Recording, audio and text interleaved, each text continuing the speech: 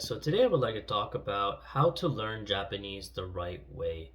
So for me, learning Japanese has been quite a challenge, and even to this day, after 4 years of studying Japanese on and off, I'm still not completely fluent, and I still cannot have deep conversations with local Japanese people. Very simplistic conversations, but enough to get by and survive living in Japan. But these methods that I will talk about have really sped up my progress and have really created the foundation of the language and have helped me to understand or actually improve my study habits a lot better and make my study time a lot more effective. So in the beginning, what I did was I purchased the Genki textbooks, so the Genki 1 and the Genki 2 textbooks, and I used YouTube also as a resource. So YouTube has some YouTubers have teach you the entire Genki course, right, from the textbook, and I used that as well in correlation with the textbook. But when I used the textbook at first, my goal was I wanted to learn Hiragana and Katakana, right? Those are like the foundation of, the basics of writing and reading in Japanese, other than kanji.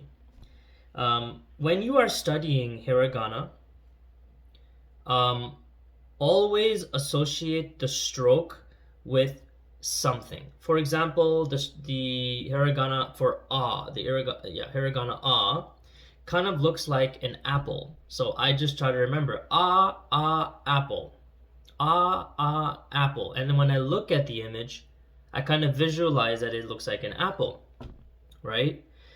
And the next hiragana, so and then e, right? So e would be the next hiragana letter.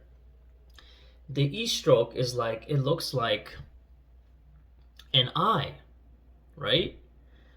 So I try to remember I. So I try to make that association in my mind that when I see the E, oh, it looks like an I. Now I remember it kind of looks like an I. An I.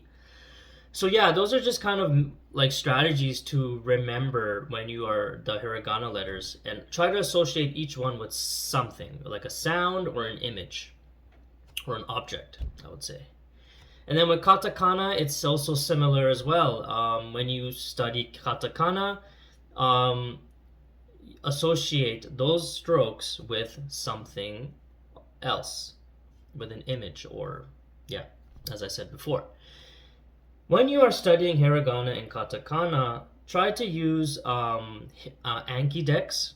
So if you never heard of Anki, it's like a great free resource that you can use to create your own vocabulary decks. And some are already preset. Even from the Genki 1 textbooks, all of the vocabulary is in a deck form that you can use for free, download and use for free.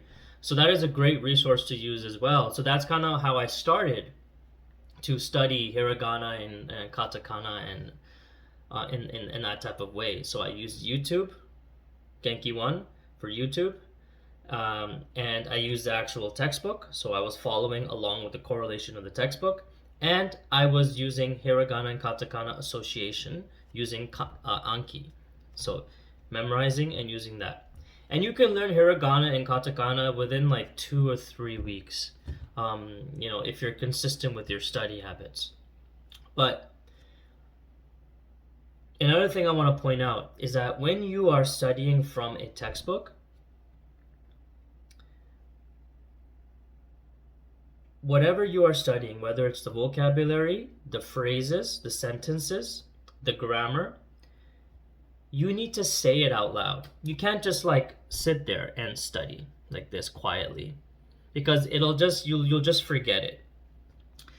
And when you say it, try not to, you could say it by yourself, but it's a lot more effective if someone else is around you. Even if they don't speak Japanese, it could be your brother or your sister or your mother, anyone around you, and whatever you study. So for example, I'm studying like the word Ringo, which is apple. Ringo, Ringo, Ringo. Hey mom, hey dad. Ringo, Ringo, Ringo, Ringo. What? What are you saying? What are you saying, son? That association, you will remember that conversation that you had, and that way it kind of like creates that you kind of memorize that word or association in your head because of that scenario that you had.